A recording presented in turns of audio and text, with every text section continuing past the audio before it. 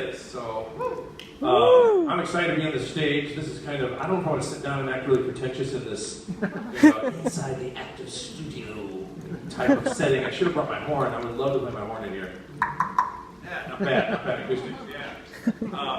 So as a musician, you kind of check out acoustic spaces a lot because it's fun. My name is Schemmel. I'm best known as the voice of Goku. Woo! Thank you. Dragon Ball. No, this is not a comfortable chair. I'm just going to have to stand. Maybe I have a table. Oh, I got a podium. Actually, that'd be fun. Let me see if I can make this work. I'm the best graphene and its use in modern manufacturing. No, I'm kidding. I'm a big tech nerd, so I'm like, I would love to talk about graphene all this time. Wait, do we need a taller one? Let's see. Testing, please. Maybe I'll just hold it. I don't know.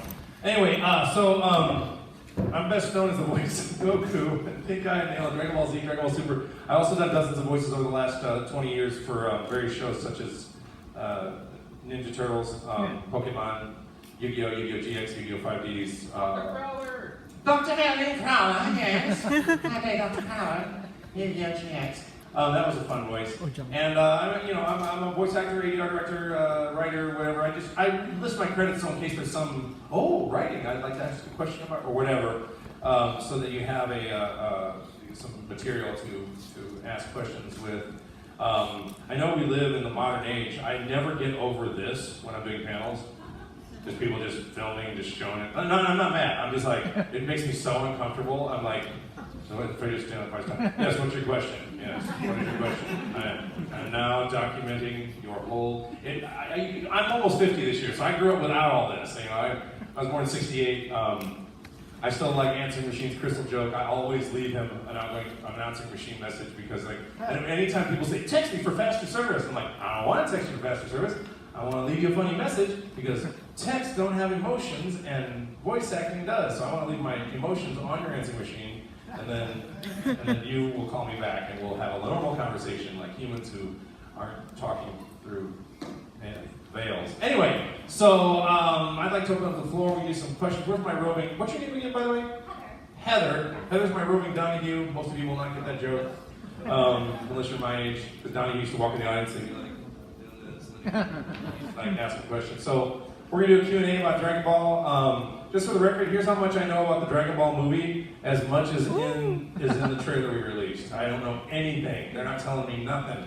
I know we want to record in September, October, or somewhere around there. I don't know. I know our release date is in January, and I know it's really cool and awesome, and I'm looking forward to screaming my head off again, and again.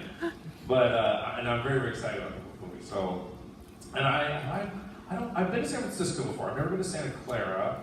I've not been this area before for a convention, so other than San Francisco. So it's very cool to be here. I drove up from LA. It's a nice drive. It was a lot of fun. So I'm gonna let Heather run around with a mic, and let me make sure my ringer's off in case my mom calls. She called me on a panel once. It was really funny. I'm trying to.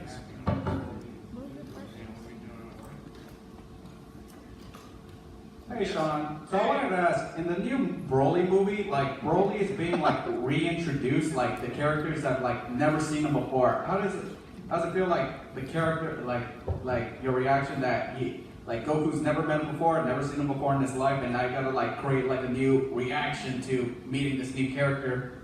Well, I'm not too worried about it, only because I recorded the movie over 15 years ago, so I don't remember any of it other than punching Broly in the gut. That's the part of it, which was particularly satisfying. So I don't know. For me as an actor, it's really simple. I mean, if you're told that the character has not seen Broly before, then you act appropriately for the dialogue and the visuals in the scenes. Right? I'm trying to get comfortable here. There we go. All right, this is very, very comedy routine here, real quick.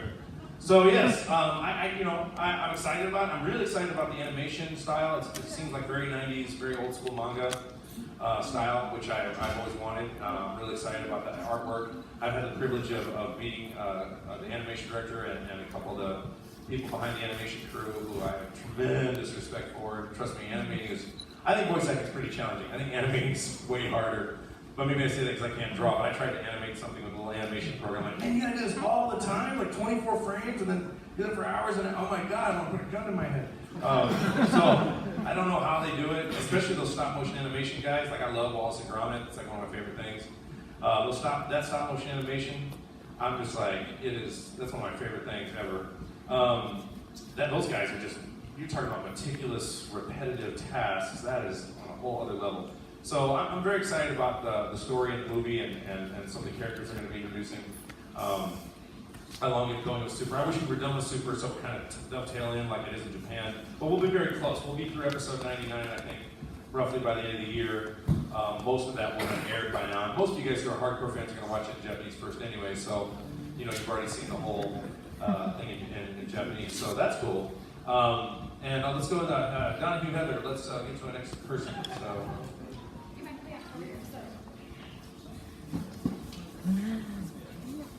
Walk across, get popcorn.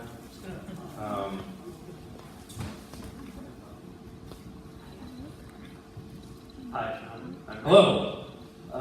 So I'd like to ask, what was your favorite part about playing Goku? Any particular episode, movie, or even just a scene? This part right here. Yeah. I'm talking to you guys. That's my favorite part. People love it. It's people say, once you get old, I get some crazy fans that drive me nuts. But I try to. I have bad days where maybe I'm not always polite, but I try to be because I get where you're at because I have my own things like I'm a fan of, and so I get geeked out when and you don't ever want to imagine that your hero, if that's how you look at me or how I look at some other people in terms of what they're looking up to someone, is a jerk. And you have to remember all these people that we love. I met Journey in the airport one day, and Neil Sean was so cool to me. He could have been a jerk, and I would have forgiven him because I'm like, well, you probably have a right to be a jerk. You're ready to pick up your butt all the time about Journey. And I even asked him the worst question. Like I asked him if Steve Perry was going on tour, which was so. I'm sure you got asked that, and he was so nice about it. So I get it. No, my favorite part is the excitement. I get two reactions when I tell people, if indeed, or when they meet me. I get one or two reactions if you mention that you're on Dragon Ball or if your voice Goku. I get, if they've never watched the show and don't give a crap. Or I get, and that is the best thing. The whole waking up. It just totally wakes up. And I love when they don't believe me and then I have to convince them, I get on the internet, and they go, no, you shouldn't be, no. And once they believe me so much, he just said, no, he just walked away, and I go, okay, kick yourself later. Just wouldn't believe me. So it's a really it's part of it's because of the medium. It's there's this guy built this floor. Is that getting? Oh my God, your floor is amazing. Although maybe there isn't some rock star floor maker, but it's part of the medium that lets you meet so many people and connect with so many people. So outside of meeting everyone, I guess my favorite part. I love the Goku King Kai scenes. Those are my favorite because I voiced King Kai also, and it's fun to try to do that comedy and make it sound like two different characters. And Goku and King Kai's relationship is very funny to me. I also really enjoy Bubbles and Gregory quite a bit. Chris voices Bubbles, and I think it's really funny when he does with it. So yeah, basically, doing conventions and meeting people is really to this day, doing it 20 years, it's still surreal to have a random person. I got a phone call from a bank today. Like today, walking on a panel. He goes, "Hey, is this Sean Schemmel, voice of Goku?" Yes. I go, "Yeah, I can get my number." "Yes, I'm with this," and I wanted to mention the bank name. I don't think it was a big bank, like let's say it's Bank of America, but it wasn't. I'm with Bank of America. We reach out to potentially high-profile clients and see what your investment opportunities are. How the hell did you get my number? Well, actually, you can just look it up online. I'm like, great, I have to change my number now. And then I said, well, since you're a fan, what kind of interest rate can you give me? And he said, well, let's talk later. I gotta go sign some autographs, but you can send me an email and I can see if you're legit or not. At first, I was really offended, but somebody was like calling me out of the blue. But he was so nice. And it just happened like 2 hours ago. That kind of weird stuff happens when you just get a random phone call. Or one time I was calling, not Sprint, I've been calling AT&T, I was calling one of the service providers I have, and I was complaining about something, and I don't ever play the whole well, do you know who I am in the car? I hate it, I think it's so gross. And so the guy figures it out. It's like, wait, your voice sounds really familiar. And he's looking for person who knows my name. How do you spell your last name? Sean, S-C-H-E. Oh, you? Oh, man, I'm a big fan. All right, let me help you out with a phone problem. And then just immediately, and I didn't even ask for it. I'm like, okay, I'll do this for everybody. So that's kind of cool. That kind of freaks me out. One time, I will out myself occasionally. I know I'm digressing, but I love to digress. I was driving the Nissan to take my car in, And I was pulled up next to a car, and I saw them had a Dragon Ball hanging, a foam, fuzzy, plushy Dragon Ball hanging from their muffler. And I thought, A, that's dangerous, catch on fire. B, that's awesome. So I was just driving along, I was feeling kind of funny, and I was like pulling, I go, I couldn't help but notice your Dragon Ball. And they went, oh, dude, can you try to grab? I go, follow me to the Nissan dealer. And we went to the Nissan dealer, and they followed me all the way there, and I was having my car work done, and then I signed an autograph, signed the ball, and I signed the foamy ball that was hanging underneath his muffler. And he was a great guy, great guy. So I love moments like that. It's I'm kind of an existential philosopher, so to me it's like, really special encapsulating moments in time that, when I'm 80 years old, it'll be my fondest memories. You know what I'm saying? So that's the long answer to your question. Sorry. All right, thank you. Thank you very much. Thank you. And I'm going to let Heather Donahue pick people. And if she stays too localized, I'll send her to the other side of the room, so I don't want people to miss out. All right. I love your hat.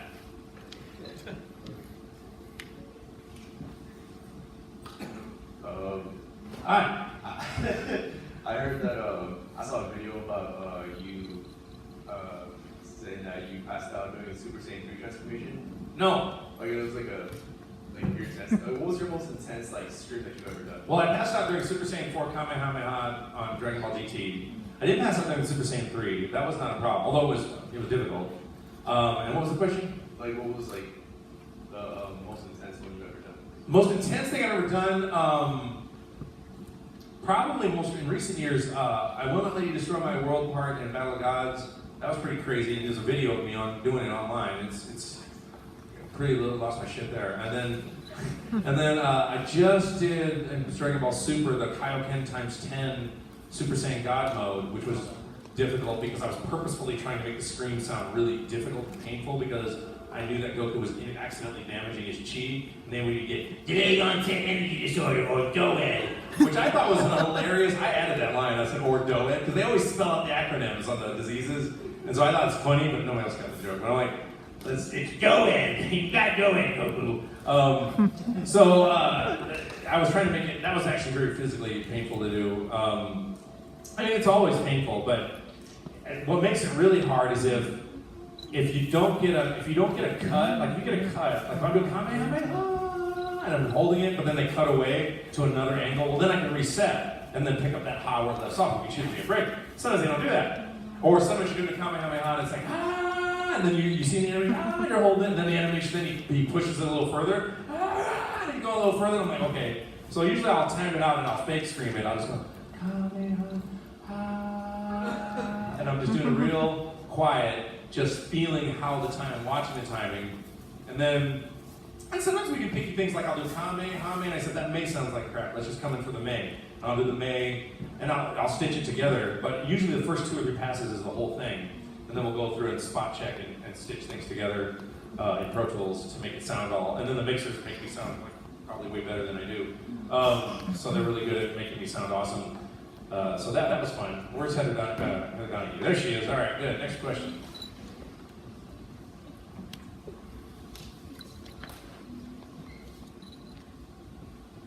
First of all, how you doing? Oh, good. How are you?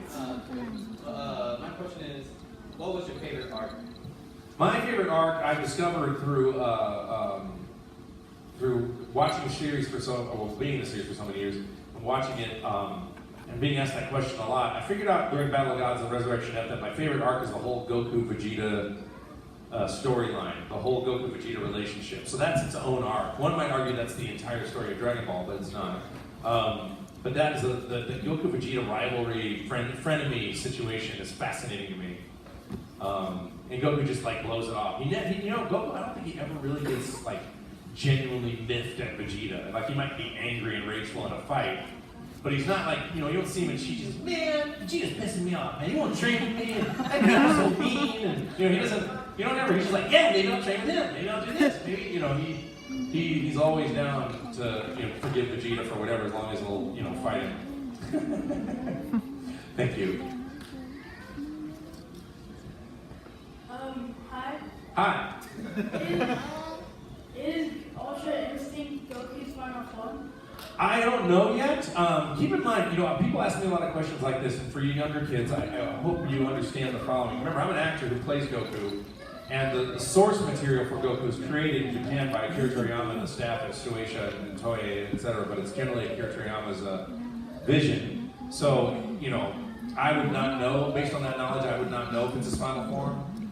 It sounds very final to me. It sounds like, well, that might be the end. But my personal theory is, or what my personal wondering is, he's in God mode, and are Goku and Vegeta being groomed to be the next gods of creation and destruction, like Whis and Beerus? Are they? I don't know. It seems that way.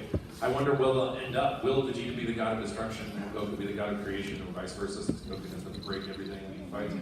But yeah, I honestly don't know. I would love to know. And they're Akira Toriyama's wily. He'll be like, but there's more. Oh, but we're gonna do this. He's very clever, so he's hard to predict, which makes him interesting, Except with the exception of, I was thinking about this the other day. Like, hang on, I'll get you in a second. It's like I was joking with myself the other day. I was like, Dragon Ball, the show, has its own Dragon Balls because it never dies. Like, it constantly resurrects itself. It's got its own. It's art imitating life, imitating art. Now we can go. Have it down to you. Yes. Hi, my name is Phil. Hi, Bill. Wondering what it's like playing as Goku Black as a villain. That was tremendously fun. It was a little challenging because I was trying to imitate the guy playing Zamasu, so it sounded like they were two of the same guy in the same room because Zamasu from the parallel dimension is in Goku's body, so it has to come with my voice box. That was a little challenging. He's a really great actor. And so that part was difficult, but once it all came together, especially the scenes with Trunks, I really enjoyed.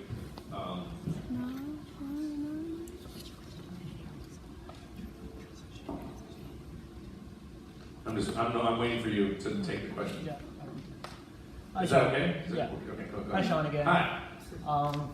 From the autograph session. Yeah, I remember, yeah. Yeah, so I have a question. So, like, on the Dragon Ball Super for the English dub, for the Goku Black saga, since you did Goku and Goku Black, the voices for English dubs, how does it feel to transition from the Goku, switch from the Goku voice to the Goku Black voice while recording? What was the last part?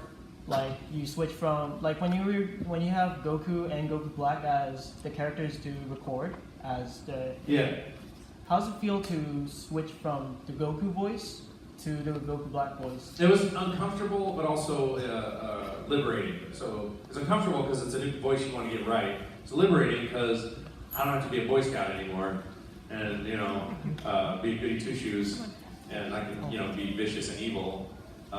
So that was fun. I mean, I was trying to make the reacts even sound like when they're fighting that the Goku Black reacts would not sound as similar to Goku's signature fight reacts, so that would sound very lusty. Like killing lust, not romantic lust, but killing lust. Fighting and just really relishes every punch in a very mean way. So when you hear all that stuff, and you hear the different nuances of each character, which is exciting for me to do. It's a lot of fun. I mean, I'm an audio guy too, so a lot of times I'm in the booth, and for me, audio is ear candy. So I'll hear other actors or whatever, or other sound effects. Oh, I gotta play that again. Oh my God, play that again. I keep joking. I keep hearing French horn licks in Dragon Ball Super, and I'm like, I swear I'm bringing my horn. I'm bringing my horn to a session, and I'm gonna lay a French horn lick on top of that, and we'll mix it together. But they won't let me. But I'm gonna put French horn licks on Dragon Ball Super. And I go with the ones that are on there. Next question. Right next to you. Yes, hi. Are you still gonna do Ultra Instinct? Am I still gonna do it? Yeah. I plan to do it when we record it. We're on episode 80 something right now. I won't get into Ultra Instinct stuff until next year after the movie, because we'll finish probably through 99 by the end of the year, and then Ultra Instinct stuff is a bit later. I'm excited to do it. I have some plans on how I want to do it. I haven't totally sussed that out yet, but it'll definitely be a very special session to make sure I get it exactly where. The voice of Goku, what did you have any? You didn't know who the character was, or you just? I didn't know anything. I really didn't. The movies. My favorite movie is A Battle of Gods and Resurrection End. But with the old stuff, The first movie I recorded was Lord Slug, and then I do like the King Cold movies with King Cold and Frieza. Those are really enjoyable to me. I don't remember the rest of them. I probably should go back and rewatch them and see how much I like them now, because my experience with the character is different. And then what was the other question about? It's just like, because I knew this series was gonna be amazing. Oh, did I think what I thought were? What did I think was gonna be a hit? Like when you just got the offer for the role, like did you just come in like cold or like? I came in pretty. I mean, I researched the character before the audition as much as I could, and they gave me source materials when I got there for the audition. But I couldn't prep a lot. I asked before I came into work. I said, please give me every tape you have. I want to make sure I know. Not knowing a lot of things, such as Funimation's version at the time was designed to appeal to more widespread audience, so it wasn't exactly like the Japanese. So I was trying to really play this character right, that they had kind of written kind of as a classic hero character versus altruistic hero character versus Akira Toriyama's take, which is not necessarily an altruistic hero, which I've always wanted to play Goku that way. And I think we pretty much did that in Kai, which I'm really proud of. I remember thinking, I couldn't tell, this is totally intuition, so it was not any evidence, I had no evidence whatsoever that it would be a mega hit, but I just felt like it would be. And I don't know if that's because I was just real excited and attached to it, and I thought, and I was so positive about my own life, I'm like, well, of course it's going to be a hit, I'm going to do it. Not that I thought I was a great actor or anything at the time, or I thought I was great at voice acting at the time, but I just thought, well, it's on TV, and, it's a cartoon, then the more and more I got in the series, and what really woke me up was, more when I got the series, I kept thinking, why isn't this more popular? And then when we did Kai, I was like, oh, I see why it's not more popular. We didn't do it the original story justice, because the original story to me, and the details of the original story, especially for Kai, were so, the profundity of why Dragon Ball was so popular became clear to me. And I wanted to support that and honor that. I'm a huge believer. If I had my way when I got the job, I would have said, let me have a character what's going on. And I would have had a 2 or 3 hour discussion with him on the character and how to do the character. But we were taking over for the Canadian cast, so my vocal choices were already set. I had to imitate the original Canadian cast, and then and I imitated the King Kai voice, which I actually do like better than the Japanese voice, even though he's a really well-known, respected actor. Because I don't get it, and I asked a Japanese person, I go, this doesn't make sense with the on-screen animation to me. How does it receive in Japan? They go, oh no, it's perfect. I'm like, okay, well I don't get it. Especially when King Kai's mouth is flapping like crazy and all you hear is, oh, it sounds like a guy falling asleep. But apparently he's a very good actor in Japan, and I have much respect for him for what he does, although I did not understand that. So when I'm watching that in Japanese going, okay, I don't understand how to play this. I just go, yeah, I thought that did. Which was kind of because of the jowls, and also because the original, it was Terry Clausen, I believe, who played him in Canada. He sounded that way to me, which to me sounded like Buddy Hackett. So I was just kind of doing a Buddy Hackett impression. And there were some things I did in the original Z that I probably wouldn't have done knowing the character a little better. I'm just super happy with how Kai turned out and all the movies we did after that. And my goal has always been to honor the character in exactly the way. I mean, honestly, with all respect and love for Funimation, I don't give a crap. I'm a hardcore believer in the guy who made it up gets to tell me how to play it. That's hardcore for me. And I've seen many stories where the original creators, such as Phil K. Dick, created wrote Blade Runner and other things. They goes to movie and they change everything, and the artist is understandably upset.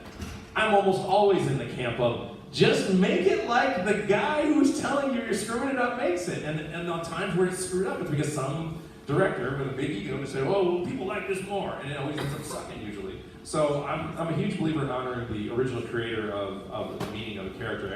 And I feel like, and even ever since we got on Super, and a lot of Kai, I insist on Japanese scripts in the booth. So and every once in a while, look, the Funimation writers are very, very good, and they're much better than what happened when we first started working on Z. But every once in a while, when I've been playing the character so long, every once in a while I'll notice things that are to me a little out of the basic rules of Goku. He's not egoic, he's not a narcissist, he's not a Saiyan pride warrior. He likes fighting the strongest no matter what. He, is generally always happy unless somebody's threatening, and to me he symbolizes the beginner's mind in Zen Buddhism and Zen ideology. Goku loosely means that, like master of knowing nothing. To me, this is like the transmission of enlightenment. So to me, it's always beginner's mind, child mind. It has to have that vibe, that feeling. which I'm a huge believer in as a human and terrible at executing. So I hope that, and especially, did you grow up watching it in Japanese in Japan? I grew up watching it in Chinese Cantonese dub. Oh, okay, that should be interesting. Yeah, and it was just Liken it to some of my favorite bands. You know, you were the rock bands that they have a hardcore niche following, but then they kind of blast into the mainstream sometimes, and they always have that hardcore niche following. I feel like my favorite band, Rush, is like that, and I'm a huge Rush guy, and I feel Dragon Ball is real similar to that way. There's this core that is everybody who's just, I like Dragon Ball when Dragon Ball wasn't cool, and then there's all these new fans who are really starting to love it, and it's become mainstream. I'm flattered. I get recognized all the time because of YouTube videos, and I'm a voice actor. You know, one part of the pleasure of being a voice actor is you've got your anonymity when you're in public. I got recognized in my hotel. I got recognized in the DMV. I don't have a distinct in my hair or whatever it is. I mean, I usually don't mind it unless I'm having a really bad day and need my personal space. But you know, my point is that it's gone so mainstream. It's, you know, someone asked me, do you think Dragon Ball is a rich enough world to have like kind of a Disney level of theme parks and characters and richness? And I say with the total number of characters and the big world that Dragon Ball is, yeah, you could have a Dragon Ball theme. I think it's got this staying power. I think after everybody who's ever been associated with it, you know, is long dead years from now, it'll be one of those things like, you know, like something that never goes away, like The Simpsons will be that way, and I think it's in that same vernacular of, that's the right word, or genre of shows that are this, you know, cult hit that became mainstream but maintained its cult base. In other words, when it went mainstream, all your cult fans didn't go, it sucks now. They still love it too. And of course they have their own saying and pride around it, and I don't blame them. You know, I respect those fans tremendously. I get those fans. So let's do a speed round real quick. So, are you aware? Anyway, let's do one last question. We'll get out of here. They're giving me the. They're gonna need what? Can we do one more, or do we gotta? I'd rather not scream right now. For apologies. Is there something in Goku that you would like to change and why? I mean, we got to do it on Goku Black to be mean and evil for once, but Goku is he's such a beautiful, pure character. It's not really something I'd really want to mess with. I love seeing him struggle with modern things such as when he couldn't work a cell phone right, or you know. I love one of my favorite things. He's got a grocery list and he's got a drawing of a pig. Like he's got a drawing of the meats he needs to get from the store. Like I love it. It's a crappy drawing. He can't even spell right. Like I love that he just is like, everything's great. You gonna go fight? And you know, it's like he's so light.